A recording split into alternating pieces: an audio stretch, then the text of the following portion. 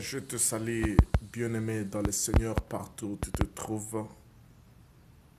C'est encore une fois votre bien-aimé Paul Ariel Malimtoto, je suis serviteur de Dieu par sa grâce. À ce jour, encore une fois, je me rappelle des versets de la Bible qui dit que l'Éternel est mon berger. Je ne manquerai de rien. Bien-aimé dans le Seigneur, pourquoi je me suis rappelé de ce verset, c'est parce que le diable était au point de déverser des soucis dans mon cœur à cause d'une histoire. J'ai commencé à être inquiété. D'un coup, le Saint-Esprit a amené ce verset dans mon cœur, dans Psaume chapitre 23, qui dit « L'Éternel est mon berger, je ne manquerai de rien ». Pourquoi m'inquiéter? Pourquoi me déranger? Pourquoi me stresser? Pourquoi être dans les soucis si l'Éternel est mon berger? David comprenait qu'est-ce qu'un berger. Parce que lui-même fut berger des troupeaux, des animaux. Un jour, dans 1 Samuel chapitre 17, il avait donné son témoignage à Saïl, car il avait dit « Un jour, j'étais en train de garder les troupeaux de mon père, et un lion avait pris un de mes troupeaux de brebis, et j'avais poursuivi les lions, jusqu'à ce que j'ai arraché le troupeau ou l'agneau ou les brebis dans la bouche du lion. » C'est-à-dire, David étant un berger des animaux, il était capable de risquer sa vie en tant que berger pour sauver un animal qui a été pris par un lion. David était capable de combattre avec les lions pour défendre un des brebis de son pâturage. Alors, quand il dit que l'Éternel est mon berger, il disait cela parce qu'il comprenait ce que cela signifie. Il savait que lui, en tant qu'un humain, il pouvait défendre les troupeaux. Il pouvait combattre avec un lion pour sauver les troupeaux. À combien plus forte raison le Dieu très haut, le Dieu capable, celui qu'on appelle en anglais the Almighty, le tout-puissant El Shaddai. Bien-aimé, tu n'as pas à t'inquiéter parce que tu fais partie du troupeau. Tu es de la bergerie. Tu as pour berger Yahweh lui-même. Et Jésus est venu dans Jean chapitre 10, il se présente comme le beau berger qui donne sa vie pour les troupeaux. Il est capable de donner sa vie. Il dit que je vais donner ma vie à cause des troupeaux. Là, c'est dans Jean chapitre 10, verset 17.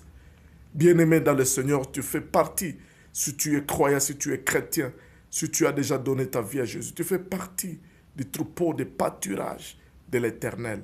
Et Jésus est prêt à se sacrifier. Et il s'est déjà sacrifié pour toi. Aujourd'hui, il est là.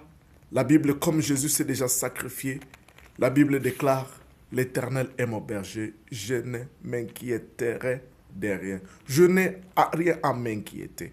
Bien-aimé dans le Seigneur, la Bible dit, il me conduit près des eaux paisibles. Donc, il t'amène dans un lieu de repos. Il est au berger, il t'amène dans un lieu de repos. Et David dit ceci, quand je traverse la vallée de l'ombre de la mort, je ne crains aucun mal. Car sa houlette et son bateau me rassurent.